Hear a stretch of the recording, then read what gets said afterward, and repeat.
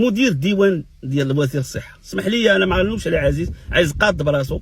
انا غير شفت واحد الملاحظات وكنتفاعل معك بكل مستوى، لحقاش انت راك كنتي يعني في واحد الجانب كنحييك عليه، لانك يعني كل عطيتي كل في جانبي انا عزيز ما كنتيش معاه موفق، اما انا كنت، لانك شتي السؤال ديالي انا كنسولو ما عندي مسافه، كنعرفش كندير مهنيا، انا ماشي شي واحد، وكنحييك وخاص الشخص اللي كان معك بغى يجرب واحد، ولكن انت كنتي غير نقول لك السيد مدير الديوان عيطت عليك اكثر من سؤال وما تقلقش. اولا شنو الصفه اللي كتهضر بها؟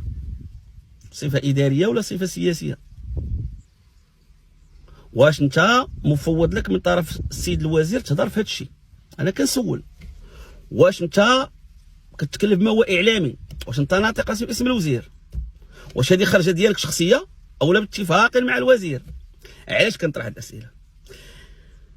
انت السيد مدير الديوان، هذا موضوع انت وصفتيه بخايب وهضرتي على الفتنه، اذا المهم هذا الفتنه عرفتي بان عزيز كتقول عزيز غيزرع الفتنه، اذا الموضوع صعيب للدم ملوث.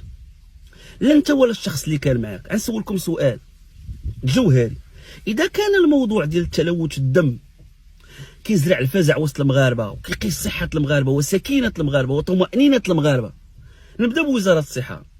واش امر بحال هذا كيقيس ما يسخقش ندوه صحفيه من السيد الوزير على عجل؟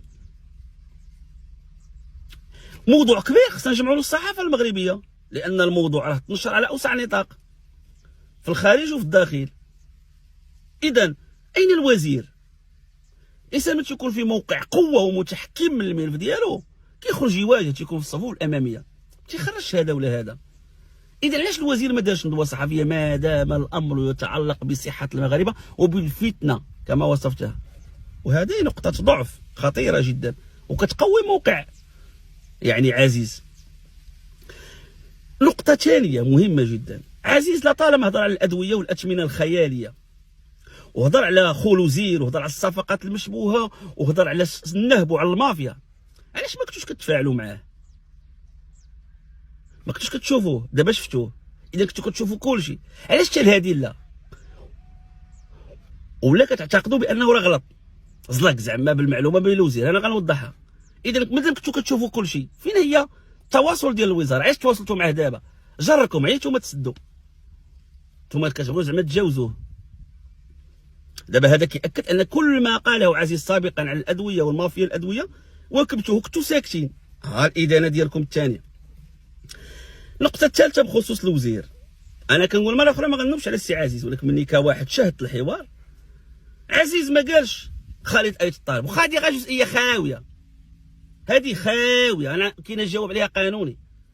خالد عزيز قال الوزير، يكون انس الدكالي يكون الحسين الورد، قال الوزير وكيعرفش كيقول، ما قالش الوزير خالد ايت الطالب، قال الوزير في راسو والوزير عارف. من خلال هذا التقرير اللي عندنا ان الوزير في خبارو علاه دابا بن كيران ما كنقولوش عليه معالي رئيس حكومه ولا الوزير السابق، كنقولوا الوزير ملي كيحملوا صفه الوزير كيبقى ديما وزير، هذه معروفه. الوزير ما كعمرها ما كتسقط عليه الصفه، تنقول الوزير سيد الرئيس. اذا عزيز قال الوزير بغض النظر واش هذا ولا ماشي هذا، واش انا داك الشيء بيناتهم غير هذه الجزئيه، قال الوزير. ثانيا المرفق العمومي استمراريه، ملي كيجي وزير يسني واش غيبقى يقول المرفق راه استمراريه؟ هذه ابسط قاعده بديهيه في القانون، استمراريه المرفق العمومي، استمراريه المرفق العمومي، يكون الوزير ويجي وزير. اذا علاش غنشدوا هذه باش بينا راه ما عندوش كاع؟ نقطه ثالثه مهمه جدا، سمعت من السيد مدير الديوان بانه واش الوزير مسالي، واش النيابه العامه مساليه؟ لا الاستاذ سقطتي سقطه، اسمح لي بكل احترام ليك وتقدير، كل احترام ليك وتقدير، سقطتي سقطه، ما تقولش هذا الكلام عفاك ما تعاودهاش. هذا عنصر الاستعجاليه في هذا الملف، هذا راه صحه المغاربه في اجل ساعه وعسعه النيابه العامه تعيط العزيز. اجي يا خويا اكد شكايتك. علاش كنأكدوا الشكايه؟ نقدر يمشي نحط انا شكايه وعزيز هو مول الشكايه، ما معنى تاكيد الشكايه؟ خصك تجي، وهذه ماشي الشيك بدون رصيد. كاينه بعض الشكايات اللي ما ناكدوا بحال الشيك بدون رصيد، الخيانه راجل كان تالف برا هذه كتدخل فيها، اما هذه من نوع الشكايات اللي المشتكي يجي ياكد شكايته في البلاصه النيابه العامه. الو عيطوا لذاك غالي يجي كيفاش الدم ملوث في النهار في الدقيقه. قال انا واحد الجمله سمعتها ضرتني، قال واش النيابه العامه مساليه ولا باقا؟ ياه وملي الامر بالنسبه لك من النيابه العامه مسالي وما كنت مسالي جاي دير تصريح، انت مسالي علاش جيتي؟ حيت خطوره. وعلاش النيابه العامه ما شعرتش نفس الخطوره؟ لا الاستاذ، صحه المغاربه هذه دم ملوث، راه خلقتي المغاربه البلباله. والسيد اللي معك تيقول الرعب، ايوا الرعب قولها النيابه العامه في البلاصه. عايز غالي اجي اشري هاد الشكايه، جيب الشهود اللي عندك، هذا هو القانون.